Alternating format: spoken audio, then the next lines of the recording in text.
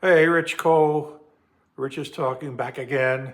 I'm continuing what I did yesterday, going through the some of the choices by Trump to be in his cabinet and his administration. And as I said yesterday, strictly my opinion. I'm not. There's not a lot of research in each one. Of the ones that I'm talking about are the ones that I knew something about. So let's get started. National Security Advisor Michael Waltz, congressman from Florida, has great credentials. I've seen him on TV a lot. I think he'll be great in that position. Interior Secretary Doug Burgum, the governor of North Dakota, very well qualified, and Interior Secretary, if you're from that part of the country, I think that's where most of the stuff goes on, national parks and so forth. I think he'll be good in that position.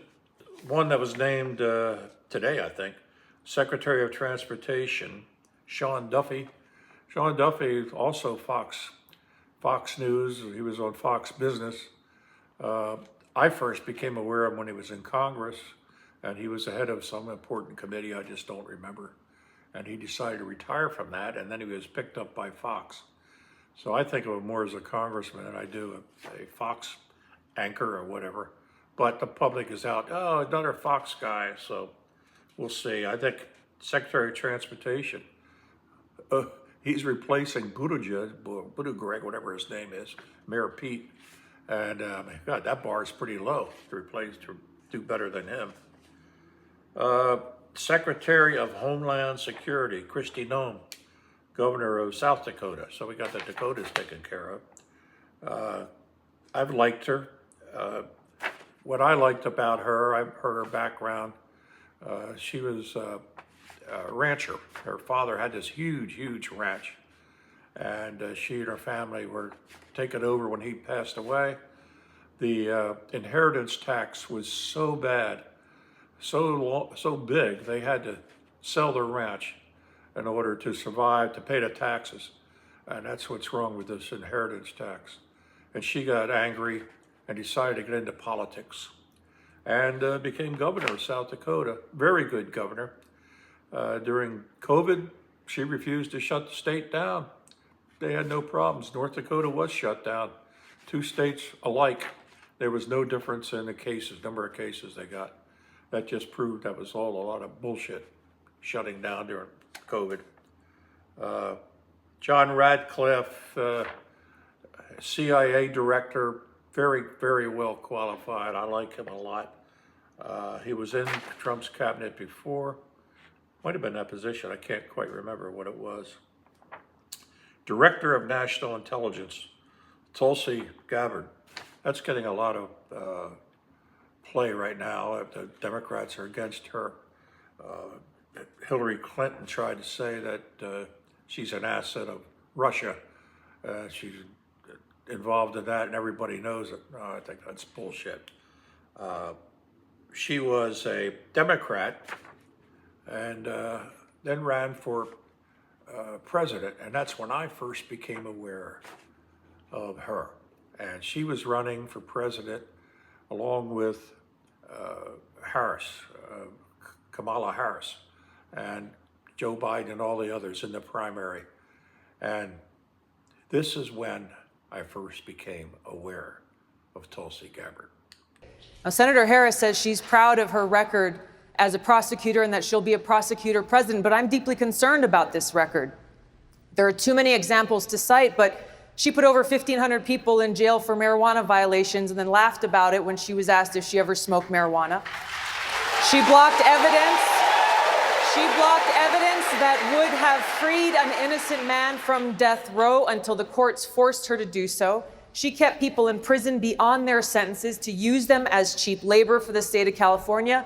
And she fought to keep cash bail system in place that impacts poor people in the worst kind of way. So I loved her after that. Then she started appearing on Fox and other networks after, very well spoken, very knowledgeable. You can look up, she had a history of going to Syria and somewhat siding with I can't think of his name, all those names in the Middle East, in the head of Syria. And, but they say that she may not be an asset of Russia, but some of her thoughts agree with the way Russia thinks. So apparently she appears on Russian TV a lot. I don't mean she's a guest on there. They just run videos that she's been in the States. I'm a fan of hers. EPA Administrator Lee Zeldin, terrific guy, ex-congressman, almost won the governorship of New York as a Republican. He ran on crime, reducing crime. The stupid people in New York, and it's mainly New York City and environmental areas, they voted for a Democrat. That's all they do is vote Democrat. Upstate New York, more Republican. And all of upstate New York went for him because they want to fight crime. So Governor Hochul came in and crime has gone up even worse. It's just, I don't know why these Democrats keep going for it, supporting crime. They love it, I guess. U.S. Ambassador to Israel, Mike Huckabee, he used to be the governor of Arkansas. He also ran for president and didn't make it, been on TV a lot, hosted his own shows. They say, well, how is he qualified for U.S. Ambassador to Israel? From what I understand, he's been going to Israel since he's 19 years old.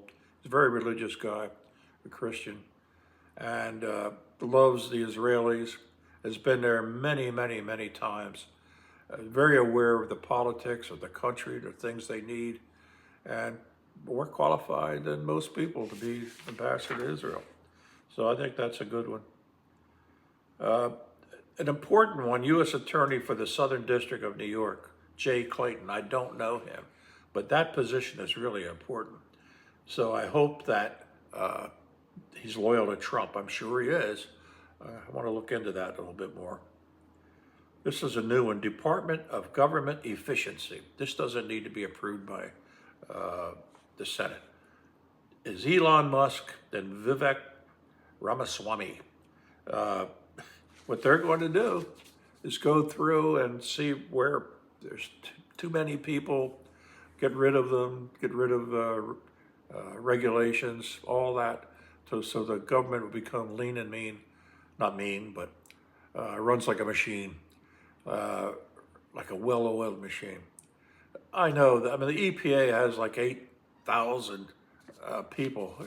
What can they possibly do every day sitting at their computers, doing protection of our environment, sitting at the computers? It's just stupid. They started out, I mean, I'm in favor of cleaning up the environment, which has been done. All they gotta do is maintain that. But now they're going into new areas, disrupting the government, disrupting progress. And I'm just not a fan of the EPA, and I think that needs to be reduced. This is a guy here, Deputy Chief of Staff for Policy and Homeland Security Advisor, Stephen Miller, very, very close advisor to Trump in his first term and all through while Trump was out, constantly supporting him. And very powerful guy. I think he will do well.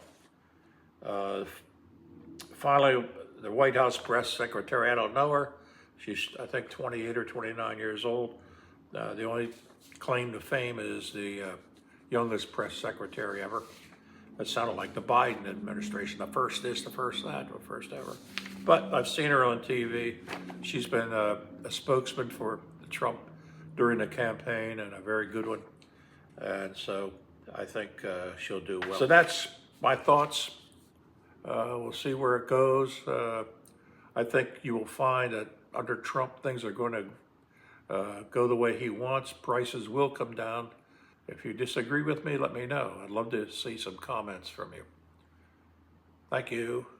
And don't forget to go to the my profile, and punch YouTube, which will take you there, and then hit the subscribe button. I would appreciate that. Bye.